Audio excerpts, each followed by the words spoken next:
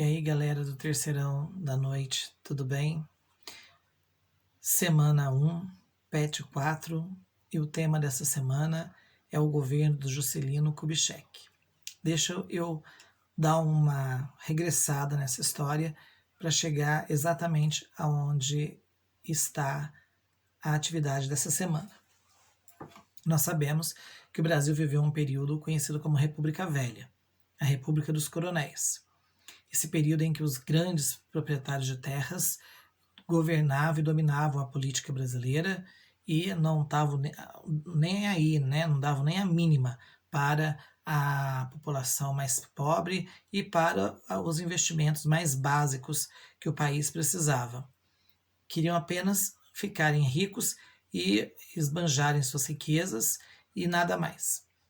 Essa fase foi encerrada com o golpe que o Getúlio Vargas aplicou em 1930, que durante 15 anos ele governou o país, a chamada Era Vargas, sendo que desses 15 anos, os últimos 8 anos foi em cima de uma ditadura civil, né, que não tem nada de positivo, porque tudo que cerceia, tudo que impede a liberdade de expressão, seja coletiva ou individual, não é uma coisa positiva, embora nesse período houve muitos ganhos para a classe trabalhadora, mas era uma forma dele, Getúlio Vargas, ganhar o apoio das grandes massas e mantendo uma forma de governo que não era muito legal, não era muito bem-vinda, muito bem vista.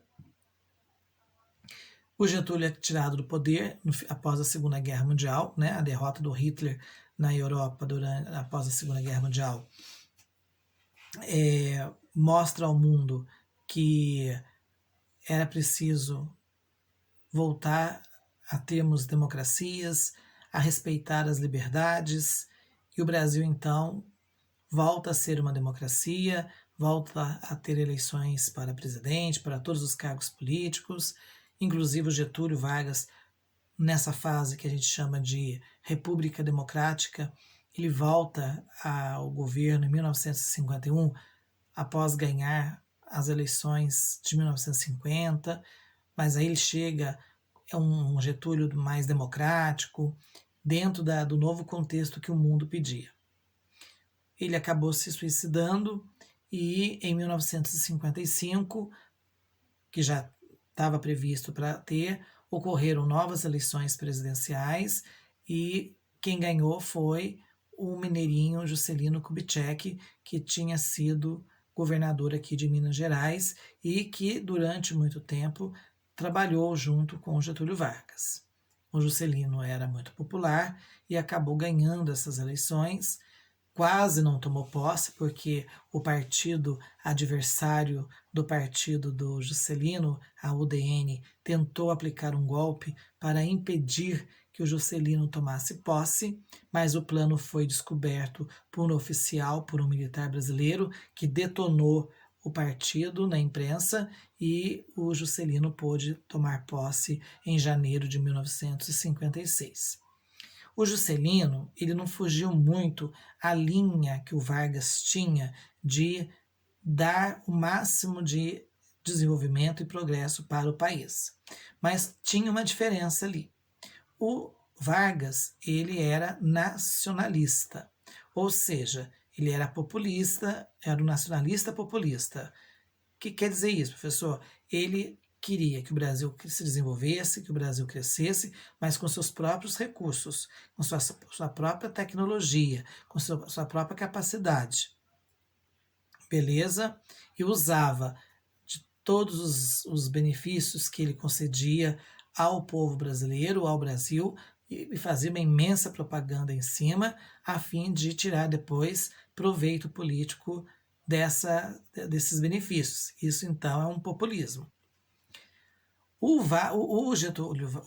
Juscelino Kubitschek, ou JK, como ele era popularmente chamado, ele vai para um outro viés, ele vai para um outro caminho, tá joia? Que viés, que caminho que ele vai? Ele vai para um caminho que é chamado de desenvolvimentismo. Ou seja, vamos investir, vamos fazer o Brasil crescer, vamos fazer o Brasil progredir, mas esse desenvolvimento, ele não necessariamente tem que ser com a nossa, com o nosso dinheiro, com a nossa tecnologia. Nós podemos nos desenvolver, nós podemos avançar com a tecnologia estrangeira, com o dinheiro estrangeiro. Então, diante disso, meus amigos, é que vai haver essa diferença entre o Vargas e o Juscelino. Então, a política adotada pelo Juscelino Kubitschek é chamado de nacional desenvolvimentismo. Essa palavra, esse termo desenvolvimentismo, olha, um trava-língua, né?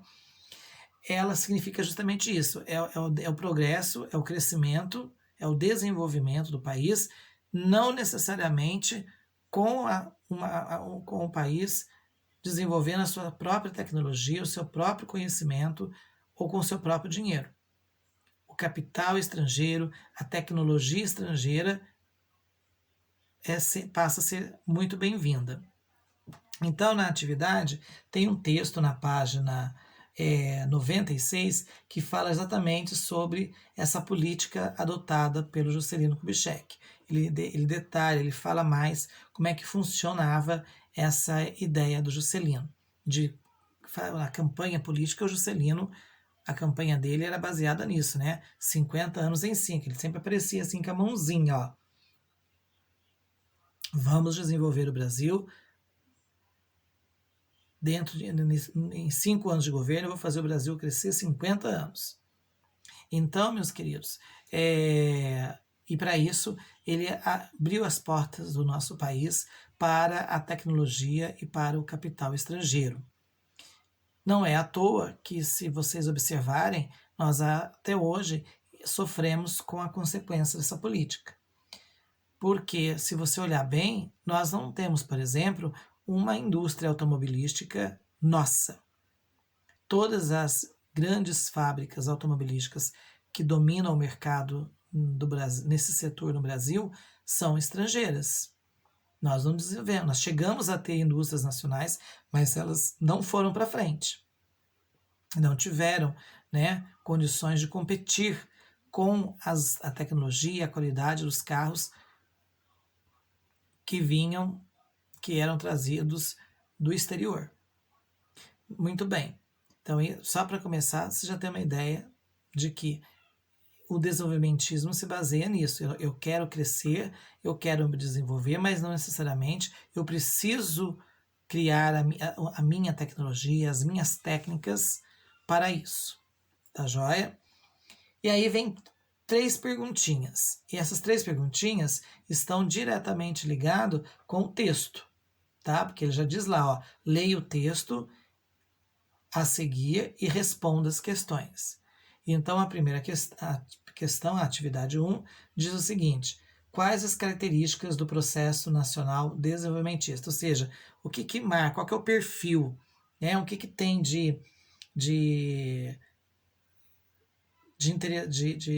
que chama atenção nessa política conhecida como nacional desenvolvimentismo, né? Quais são a forma de ação dessa política? Em que governo esse processo foi mais acentuado? Então, tá na cara, né? Ele está falando o nome do governante no texto e eu também já cansei de falar aqui. E a última perguntinha: como o programa de metas composto no plano do governo JK norteava o desenvolvimento brasileiro? Quando o Juscelino Kubitschek foi eleito em 1955, com a campanha, com o lema da campanha 50 anos em 5, ele tinha também o chamado plano de metas. O plano de metas dizia o seguinte: dentro de 2 anos nós teremos tantos quilômetros de rodovias no Brasil. Atingiu essa meta, estabelece-se uma nova meta para um novo prazo. Então, assim ele foi governando. Estabelecia-se uma meta para um determinado setor, alcançou-se aquilo que desejava. Dentro de 2 anos, precisamos construir 300 escolas pelo interior do Brasil.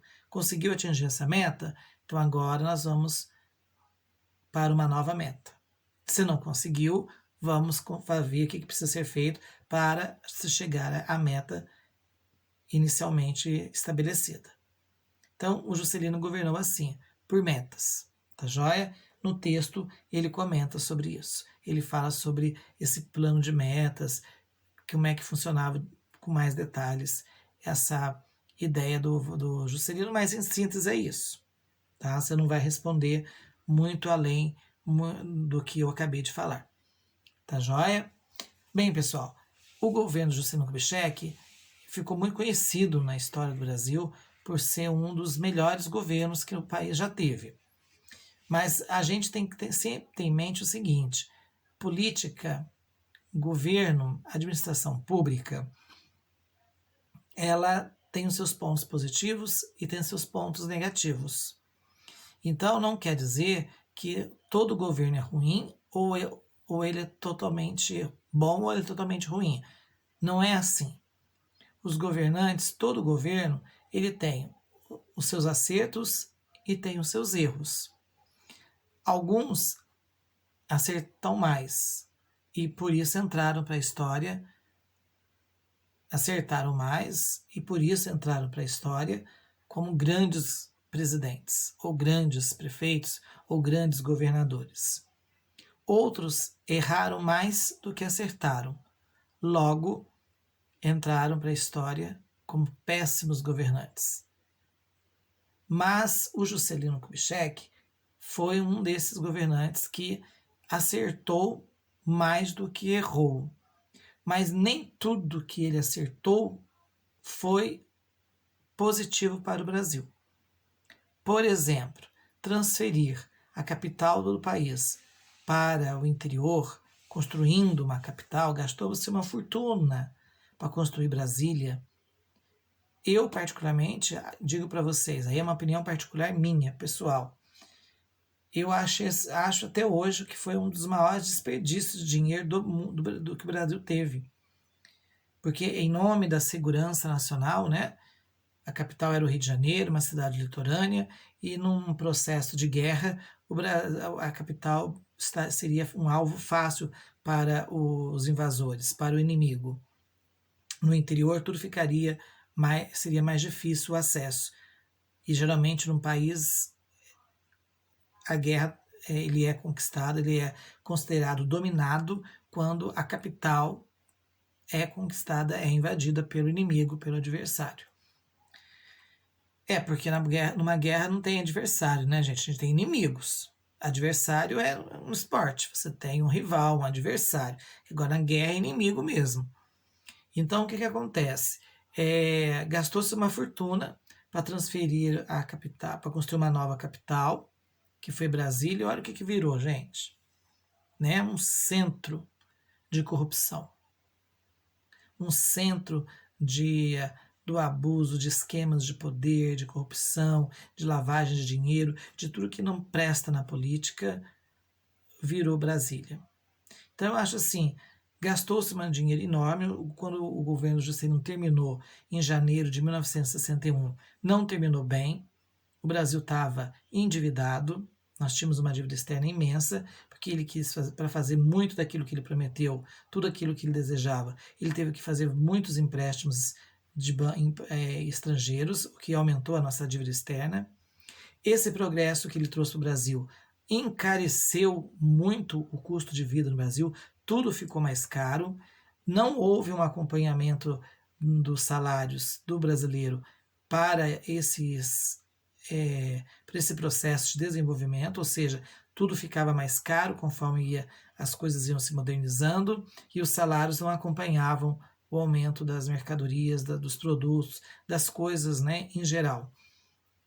Então, o governo de Juscelino termina em janeiro de 1961 com uma alta inflação, ou seja, um salário muito defasado, perto do aumento dos preços das mercadorias. Porque é assim, pessoal, você vai morar num bairro que não tem nada. Então, se você for vender a sua casa naquele fim de mundo, ninguém vai dar muito, o valor dela vai ser muito baixo.